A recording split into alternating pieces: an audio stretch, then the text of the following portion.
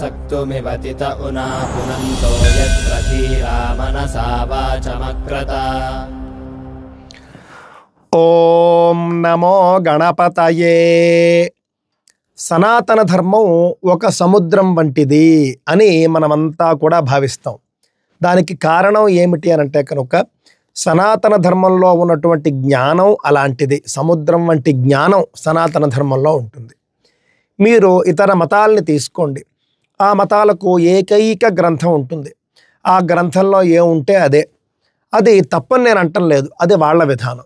కానీ మీరు సనాతన ధర్మంలో చూసుకోండి, 4 వేదాలు, 18 పురాణాలు, రామాయణ, భారత ఆది ఇతిహాసాలు, ఇవి కాకుండా మళ్ళీ శంకర భగవత్పాదాచార్యులు మొదలైనటువంటి మహాత్ములు వ్రాసినటువంటి అనేక గ్రంథాలు, భాష్యాలు, ఈ విధంగా చెప్పుకుంటూ పోతే కొన్ని కోట్లలో మనకు మంత్రాలు, శ్లోకాలు ఇవన్నీ కలిసి ఉంటాయి, సూత్రాలు అవన్నీ కలిసి.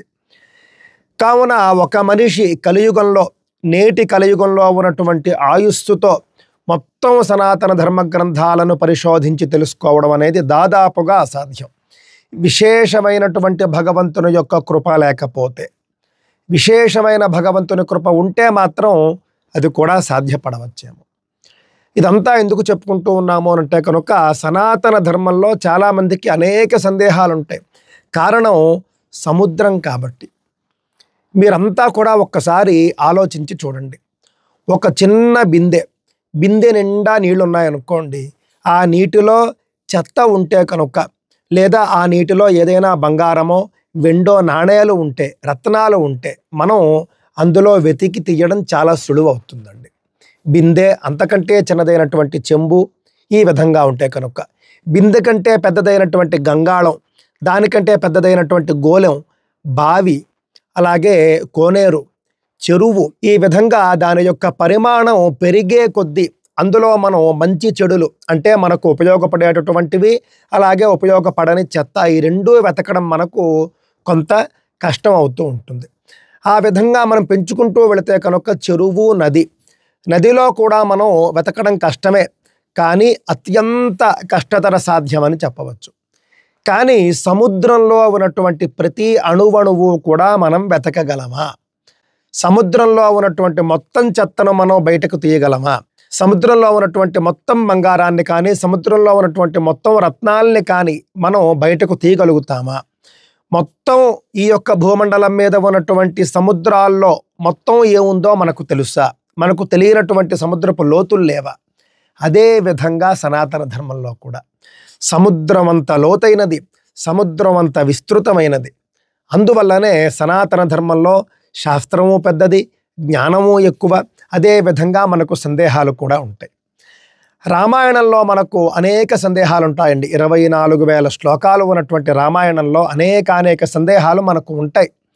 అందులో ముఖ్యంగా చాలామంది అడిగేది ఏమిటంటే కనుక, రాముడు అంతటి ధర్మాత్ముడు కదా, అలాంటి రాముడు వాలిని చెట్టు చాటు నుండి చంపడం అనేది ధర్మమా? ధర్మం కాదు కదా అనేటటువంటిది అనేక మందికి వచ్చినటువంటి సందేహం అండి. చాలామంది అడుగుతూ ఉంటారు. దీని గురించిన చర్చ వాల్మీకి రామాయణంలోనే ఉంటుంది. ఈ ఆక్షేపణ స్వయంగా వాలి చేస్తాడు. నువ్వు ఈ విధంగా చేస్తావనుకోలేదు, నువ్వు చేసినటువంటిది అధర్మము అని అధిక్షేపిస్తాడు. అప్పుడు శ్రీరామచంద్రుడు వాలికి తాను చేసినది ఏ విధంగా ధర్మమో వివరిస్తాడు, వాలి చేసినటువంటి తప్పు ఏమిటో వివరిస్తాడు. అది మనం ఇప్పుడు చెప్పుకోబోతూ ఉన్నామండి. వాల్మీకి రామాయణంలో కిష్కింధకాండ 17వ సర్గ మీరు చూసినట్లయితే కనుక మనందరికీ తెలిసిన కథే. సీతాపహరణము, రావణాసురుణ్ణి జయించడం కోసం అని చెప్పేసి సుగ్రీవుడితో మైత్రి, అంటే మొదటగా సీత యొక్క జాడ తెలుసుకోవడం కోసం మైత్రి, ఆ తరువాత సీత జాడ తెలుసుకోవడం, రావణాసురుణ్ణి సంహరించడం కోసం సుగ్రీవుడి యొక్క సహాయంతో సైన్యం అంతా వెళ్ళడం, ఇదంతా మనకు తెలుసు. ఈ సందర్భంలో సుగ్రీవుడితో మైత్రి సందర్భంలో వాలితో సుగ్రీవుడికి యుద్ధం ఏర్పడుతుంది. ఆ సందర్భంలో సుగ్రీవుడికి రాముడు సహాయం చేస్తానని చెప్పి మాటిస్తాడు. ఆ తరువాత సీతను వెతకడంలో నేను సహాయం చేస్తాను అని చెప్పేసి సుగ్రీవుడు చెబుతాడు. ఈ విధంగా పరస్పర ఒప్పందం చేసుకుంటారు. ఆ ఒప్పందం ప్రకారం మొదటగా వాలి యొక్క అధర్మానికి శిక్ష విధించి వాలిని సంహరించి సుగ్రీవుడు భార్యను మళ్ళీ సుగ్రీవుడికి అప్పగించి రాజ్యాన్ని కూడా అప్పగించడం అనేది మొట్టమొదటి చేయాలి. ఆ సందర్భంలో సుగ్రీవుడు వాలిని యుద్ధానికి పిలుస్తాడు.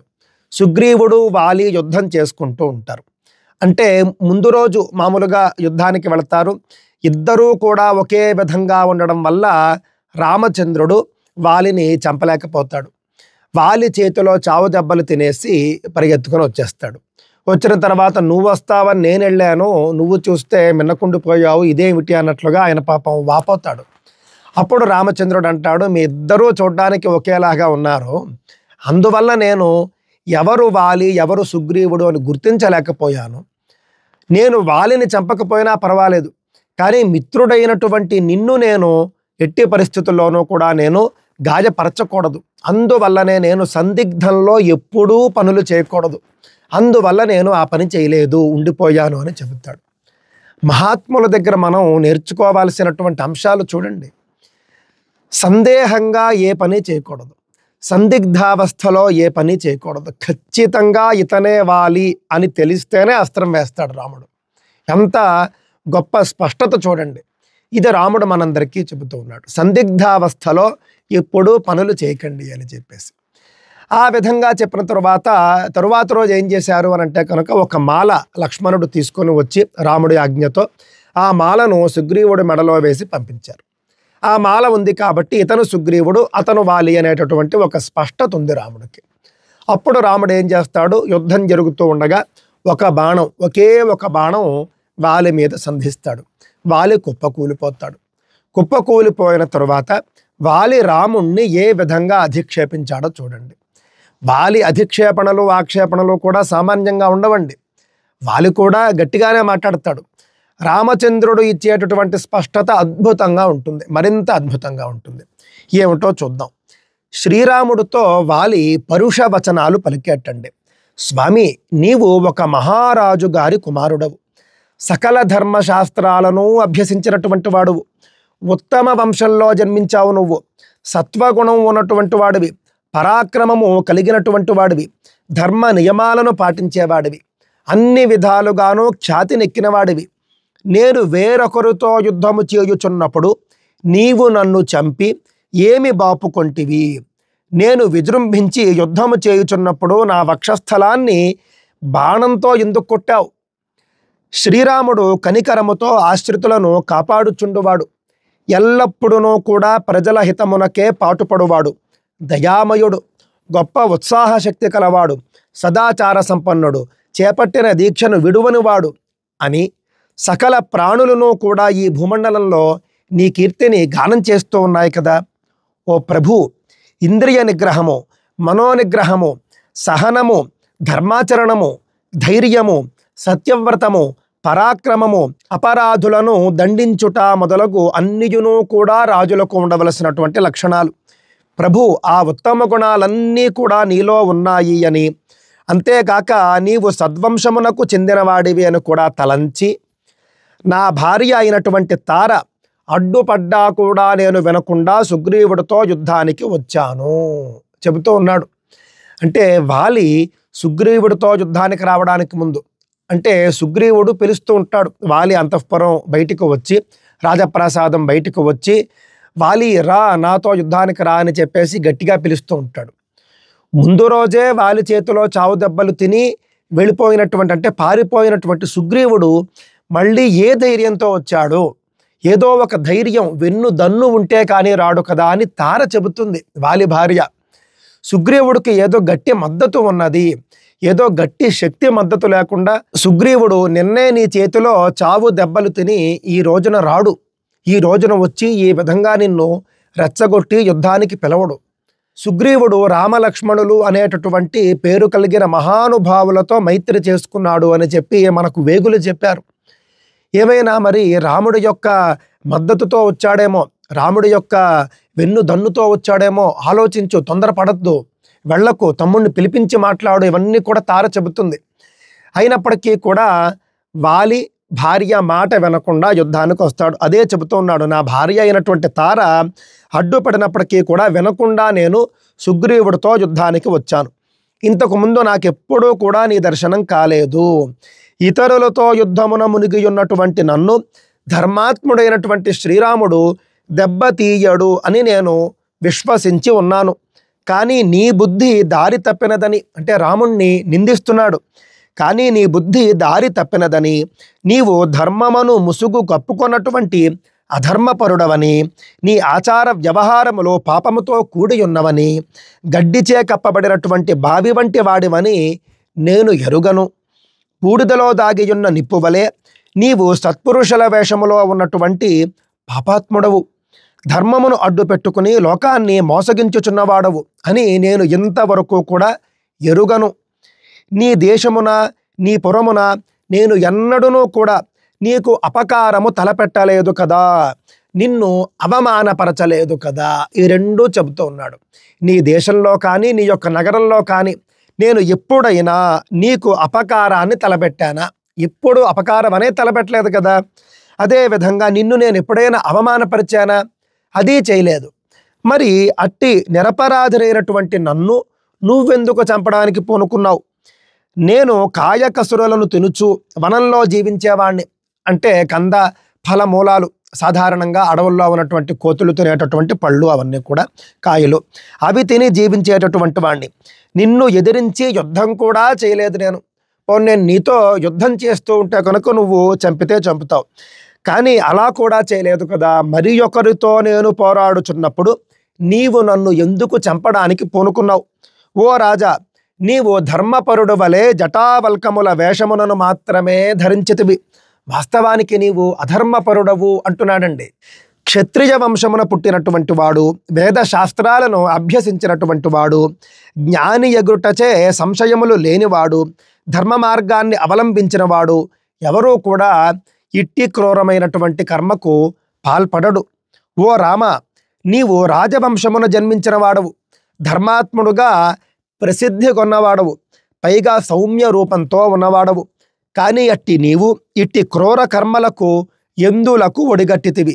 ఓ ప్రభు, శాంత గుణము, దానము, సహనము, ధర్మాచరణము, సత్యవచనము, ధైర్యము, పరాక్రమము, అపరాధులను దండించుట అనునవి మహారాజుల లక్షణములు. రామ, మేము వనములలో సంచరించడి మృగములము, ఫలమూలములే మా ఆహారములు, ఇదియే మా జీవన విధానము. నీవేమో నరుడవు, పైగా మహారాజువు. రాజ్యము కొరకును, వెండి బంగారముల కొరకును, సంపదల కొరకును సామాన్యముగా రాజులకు యుద్ధాలు, కలహాలు జరుగుతూ ఉంటాయి. మరి ఇప్పుడు ఈ వనంలో నా నుండి నువ్వేం కోరుకుంటూ ఉన్నావు?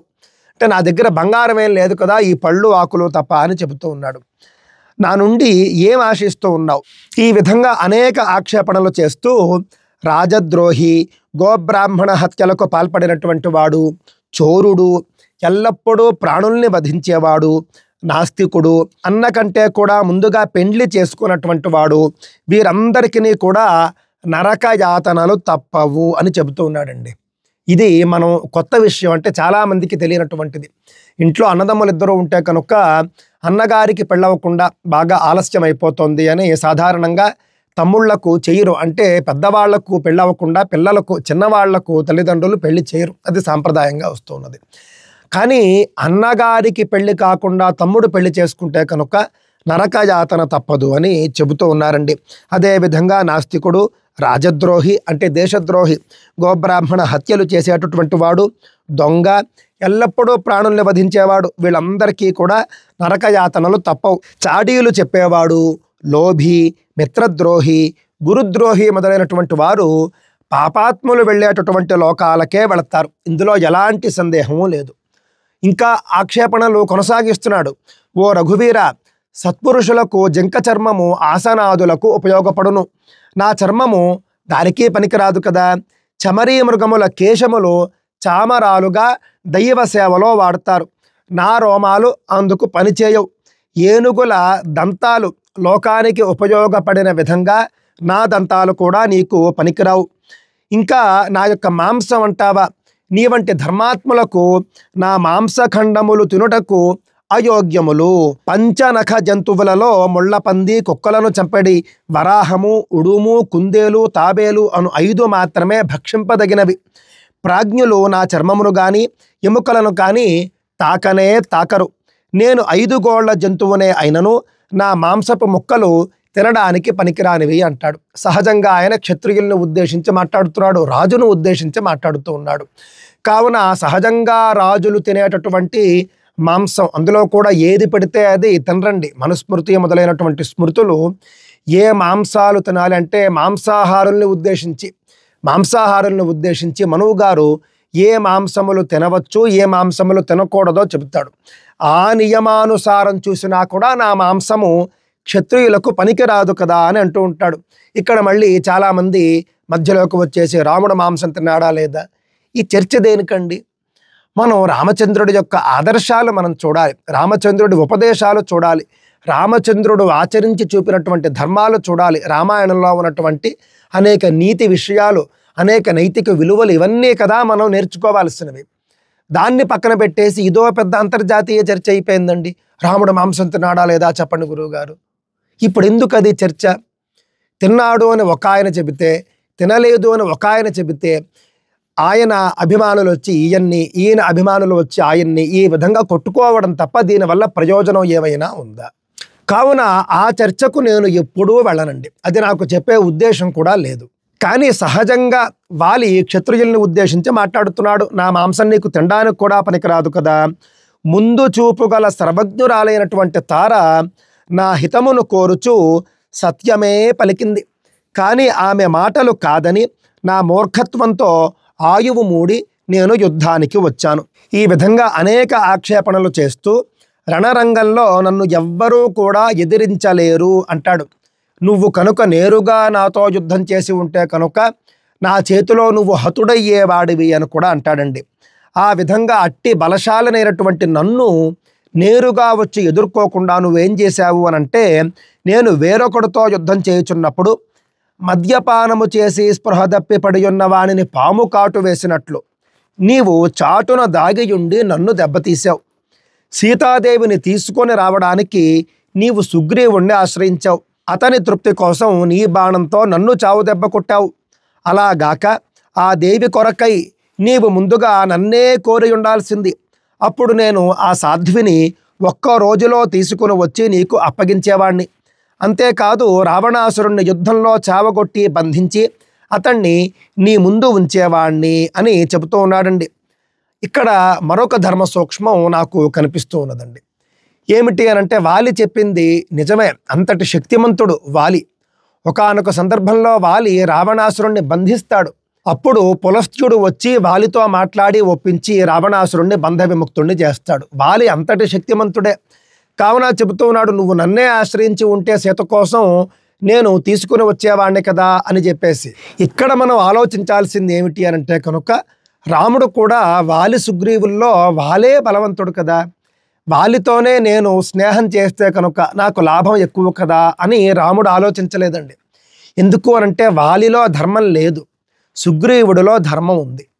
కొంచెం శక్తి తక్కువ ఉన్నప్పటికీ కూడా ధర్మాత్ముడైతే కనుక ఆ యొక్క ధర్మం చేత శక్తి విజృంభిస్తుంది, 10 రెట్లు పెరుగుతుంది. రాముడు ధర్మాన్నే ఆశ్రయించాడు.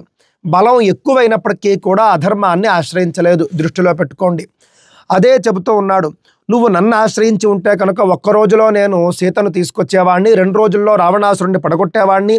రావణాసురుడు సీతాదేవిని సముద్ర జలాల్లో కానీ పాతాళంలో కానీ ప్రపంచంలో ఎక్కడ దాచి ఉన్నా కూడా నువ్వు ఆజ్ఞాపించి ఉంటే కనుక ఆ సాధ్విని తీసుకుని వచ్చేవాడిని కదా అని చెప్పేసి అంటూ ఉన్నాడండి. ఈ విధంగా చాలా ఆక్షేపణలు చేస్తూ, నేను మరణించిన తరువాత నా తమ్ముడైనటువంటి సుగ్రీవుడు కిష్కింధకు రాజు కావడం అనేది యుక్తమే, ధర్మమే. కానీ యుద్ధంలో నువ్వు నన్ను చంపినటువంటి తీరు మాత్రం పూర్తిగా అనుచితము, ధర్మం కాదు. లోకంలో ప్రాణులు ఎప్పుడో ఒకప్పుడు మరణించాల్సిందే, ఇది సహజం, అనివార్యం. కావున నా మృతి కోసం నేను దుఃఖించడం లేదు. కానీ ఈ విధంగా నన్ను చంపుట మాత్రమే సరి అయినది కాదు, అనుచితము అని నేను చెబుతూ ఉన్నాను. నువ్వు నన్ను చంపినటువంటి అంశంలో సత్పురుషులు ప్రశ్నిస్తే ఏమి సమాధానం చెబుతావు, నాకు వివరించు అని చెప్పేసి ఇన్ని ఆక్షేపణలు కూడా చేసి నిశ్శబ్దంగా ఉండిపోయాడండి. వాలి చేసినటువంటి ఆక్షేపణలన్నీ కూడా విన్నాడండి రామచంద్రుడు. వాలి మాట్లాడుతున్నంతసేపు రాముడు మాట్లాడలేదు. వాలి చెప్పడం పూర్తయింది, అలసిపోయాడు. అలసిపోయి నిశ్శబ్దంగా ఉండిపోయాడు. అప్పుడు రామచంద్రుడు ప్రసన్నమైనటువంటి వదనంతో ఆయన యొక్క ధర్మ సూక్ష్మాలు చెబుతూ ఉన్నాడు. ఆయన చేసింది ఏ విధంగా ధర్మమో చెబుతూ ఉన్నాడు. వాలి ధర్మార్థ కామాలను లౌకిక ఆచారాలను తెలిసి కొనక అజ్ఞానంతో నువ్వు నన్ను ఇప్పుడు తప్పుపడుతున్నావు. సౌమ్యుడా, లౌకిక మర్యాదలను బాగుగా ఎరిగినవారు, బుద్ధి బలము కలవారు అయినటువంటి పెద్దలను అడిగి తెలుసుకొనకుండా వానరులకు సహజమైనటువంటి చపలత్వము వల్ల నన్ను ఈ విధంగా తొలనాడుచున్నావు. కొండలతో కోనలతో అరణ్యాలతో కూడినటువంటి ఈ భూమి అనగా జంబూద్వీపం అంతా కూడా ఇక్ష్వాకు ప్రభువుల ఆధీనంలోనిది. ఇచటి మృగములను పక్షులను మనుష్యులను కూడా నిగ్రహించుటకును అనుగ్రహించుటకును కూడాను వారికి అధికారము కలదు. ఈ భూమిని ధర్మాత్ముడైనటువంటి భరతుడు పరిపాలిస్తూ ఉన్నాడు. అతడు సత్యసంధుడు, రుజువర్తనుడు, ధర్మ కామార్థ రహస్యాలను తెలిసినటువంటి వాడు, నిగ్రహానుగ్రహ సమర్థుడు, రాజనీతిని, శిక్షాశాస్త్రాన్ని, సత్యాన్ని, శాస్త్రవిహిత పద్ధతిని, దేశకాల పరిస్థితుల్ని కూడా చక్కగా తెలిసినటువంటి మహారాజు భరతుడు. అతడు మిగుల పరాక్రమశాలి. మేమును ఇతర రాజులను కూడా అతని యొక్క ధర్మబద్ధములైనటువంటి ఆదేశాలను పాటిస్తూ ధర్మ పరిరక్షణకై ఈ భూమి యందు అంతటా కూడా సంచరిస్తూ ఉన్నాం. రాజశ్రేష్ఠుడు, ధర్మనిరతుడు అయినటువంటి భరతుడు ఈ సమస్త భూమిని కూడా పరిపాలిస్తూ ఉండగా అట్టి ధర్మాన్ని ఎవరు అతిక్రమించగలరు? రాజు యొక్క ఆజ్ఞను అనుసరించి మేము అందరము కూడా పూర్తిగా ధర్మాచరణ యందే నిమగ్నులమై ఉన్నాము. ధర్మ మార్గాన్ని వీడి ప్రవర్తించే వాళ్లను మేము తప్పక దండిస్తాము. నీవు పూర్తిగా స్వార్థపరుడవు, రాజధర్మం యొక్క మార్గాన్ని వీడిన వాడవు, ధర్మ విరోధానికి పూనుకున్నవాడవు. కావున నీ అకృత్యాలకు ధర్మజ్ఞులు నిన్ను ఎల్లప్పుడూ నిందిస్తారు. తనకంటే పెద్దవాడైనటువంటి అన్నగారు, అంటే ఒక వ్యక్తి ఉన్నాడు అనుకోండి, ఆ వ్యక్తికి అన్నగారు, కన్న తండ్రి, విద్య నేర్పినటువంటి గురువు, ఈ ముగ్గురు కూడా తండ్రితో సమానులే. కన్న తండ్రి ఎలాగో తండ్రే, ఆ తర్వాత అన్నగారు చదువు చెప్పినటువంటి గురువు, వీళ్ళిద్దరూ కూడా తండ్రితో సమానులే అని చెబుతూ ఉన్నాడు. అదేవిధంగా ఒక వ్యక్తికి తనకంటే చిన్నవాడైనటువంటి తమ్ముడు, అదేవిధంగా కన్న కొడుకు, తన శిష్యుడు, ఈ ముగ్గురు కూడా ఒకటే.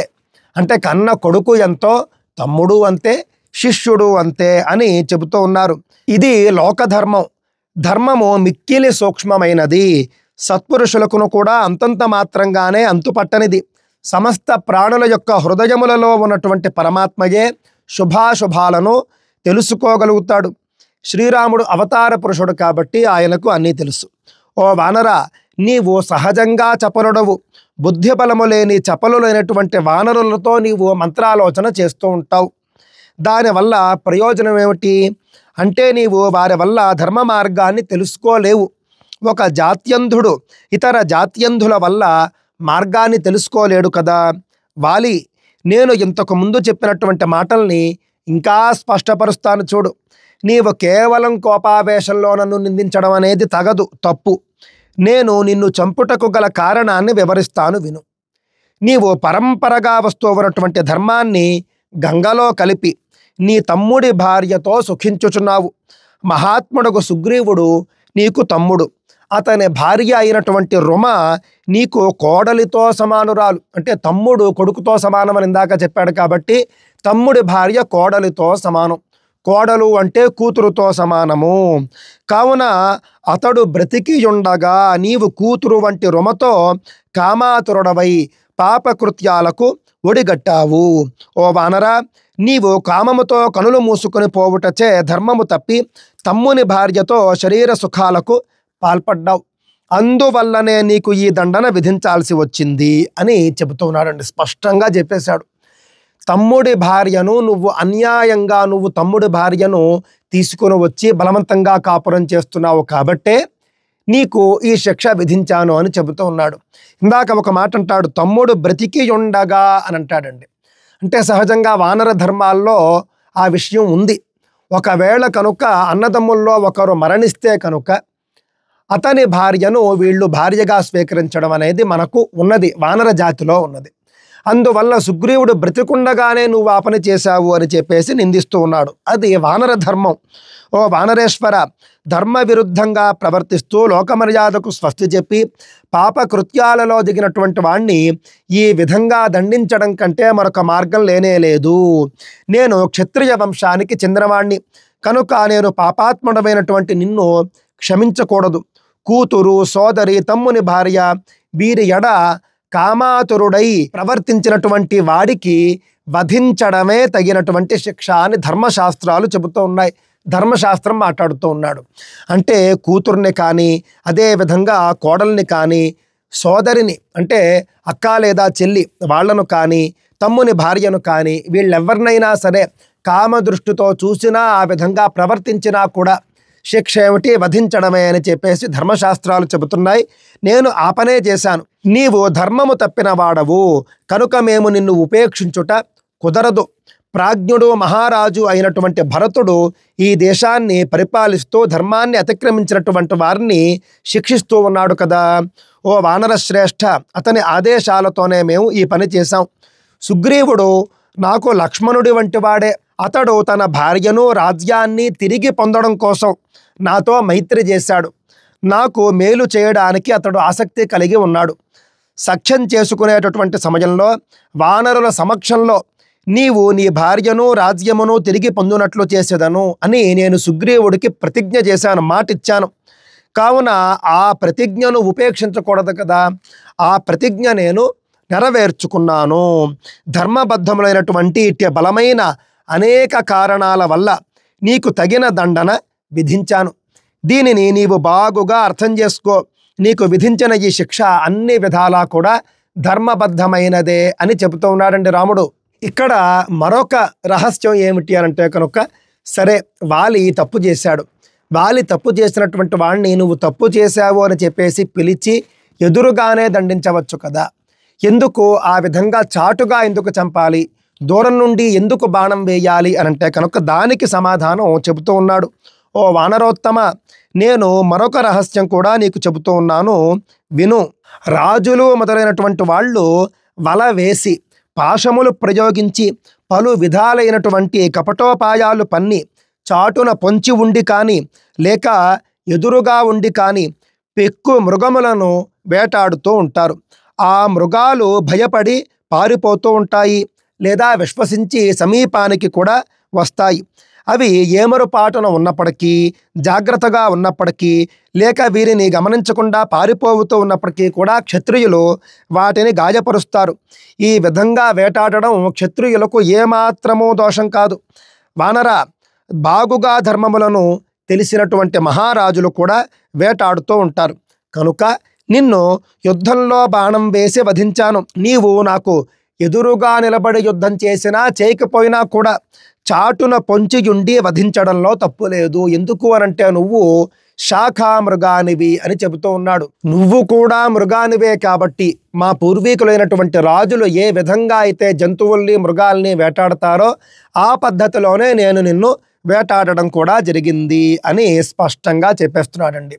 రెండే రెండు ఆక్షేపణలు మొత్తం మీద చూసుకుంటే కనుక, వేరొకడితో నేను యుద్ధం చేస్తూ ఉంటే ఎందుకు చంపావు ఒకటి, చాటుగా ఉండి ఎందుకు బాణం వేశావు రెండు. రెండింటికి కూడా రాముడు చాలా స్పష్టంగా సమాధానాలు చెప్పేశాడు. ఇంకా కూడా చాలా సంభాషణ ఉంటుంది ఇక్కడ. వాలి, నువ్వు చేసినటువంటి ఈ యొక్క తప్పుకు, అధర్మానికి నేను శిక్షించపోయి కనుక ఉంటే నీకు నరకం ప్రాప్తించేది. కానీ నేను శిక్షించాను కాబట్టి, సాధారణంగా మనుష్యులు చేసేటటువంటి పాపాలకు భూలోకంలో రాజులు తగిన శిక్ష వేస్తే కనుక మళ్ళీ వాళ్లకు యమలోకంలో శిక్ష ఉండదు. ఒకవేళ రాజు భూలోకంలో శిక్ష వేయకపోతే అక్కడ శిక్ష ఉంటుంది. ఈ విధంగా అక్కడ యమలోకంలో, నరకలోకంలో శిక్ష నుండి కూడా వాలిని తప్పించాడు రామచంద్రుడు. ఇదంతా కూడా రాముడు వాలితో చెబుతాడు. ఈ విధంగా మనం చూసుకుంటే కనుక రామచంద్రుడు వాలిని వధించడంలో ఏమాత్రమూ కూడా తప్పు లేదు అని ఈ యొక్క సంభాషణ వల్ల మనందరికీ కూడా అర్థమవుతూ ఉన్నదండి. ఆ తరువాత రాముడు చెప్పినటువంటి ధర్మ సూక్ష్మాలన్నీ కూడా విన్నటువంటి వాలి అంగీకరిస్తాడు. తన తప్పును తెలుసుకుంటాడు. రాముణ్ణి క్షమించమని వేడుకుంటాడు. చేసినటువంటి ఆక్షేపణలకు నేను నిన్ను అనవసరంగా నిందించాను, దయచేసి నన్ను క్షమించు రామా అని చెప్పి ప్రాధేయపడతాడు. నువ్వు నా మీద వేసినటువంటి బాణపు దెబ్బకు నా బుర్ర సరిగ్గా పనిచేయలేదు, బుద్ధి సరిగ్గా పనిచేయలేదు, అందుకే నేను నోటికొచ్చిందే మాట్లాడాను, నిన్ను నానా మాటలు అన్నాను, తప్పు నాది, అయినప్పటికీ కూడా నిన్ను నిందించాను, దయచేసి క్షమించు అని అనేక విధాల కన్నీటితో ప్రాధేయపడతాడు. రామచంద్రుడు కూడా వాలిని క్షమిస్తాడు. ఆ తరువాత అంగదుడి బాధ్యతను రాముడికి సుగ్రీవుడికి అప్పచెబుతాడు. తార బాధ్యతను కూడా అప్పచెబుతాడు. అప్పచెప్పిన తరువాత వీళ్ళందరి కన్నీటి బాష్పాల నడుమ వాలి కన్ను మూస్తాడండి. రామచంద్రుడు ధర్మాత్ముడు అని మనందరికీ తెలుసు. ఆ కాలంలో కూడా అందరికీ తెలుసు. రామాయణంలో మొదటి సర్గ, బాలకాండలో మొదటి సర్గ మనం చూస్తే కనుక శతశ్లోకి రామాయణం అంటారు. అందులో కోన్వస్మిన్ సాంప్రతంలోకే గుణవాన్ కశ్చవీర్యవాన్ ధర్మజ్ఞశ్చ కృతజ్ఞశ్చ సత్యవాక్యో దృఢవ్రత. నారదుడే చెబుతాడు రాముడు ధర్మాత్ముడు అని చెప్పేసి. ఇంకా వాళ్ళు వీళ్ళు ఆక్షేపించేది ఏమిటి చెప్పండి? ఎవరైనా రాముణ్ణి ఆక్షేపిస్తున్నారు అని అంటే కనుక వాలి వలె వాళ్లకు బుద్ధి సరిగ్గా పనిచేయటం లేదు అని అర్థం. రంగనాయకమ్మ వంటి వాళ్ళు రాముడి యొక్క వ్యక్తిత్వాన్ని తప్పుపడుతూ ఉన్నారు అని అంటే కనుక ఏ కారణం చేతనో పాపం వాళ్ళ బుద్ధి పనిచేయటం లేదు అని చెప్పేసి మనం తెలుసుకోవాలి. ఈ అంశం మీద మీకు ఇంకా సందేహాలు ఉంటే తప్పక వ్యాఖ్య రూపంలో తెలియజేయండి. స్వస్తి.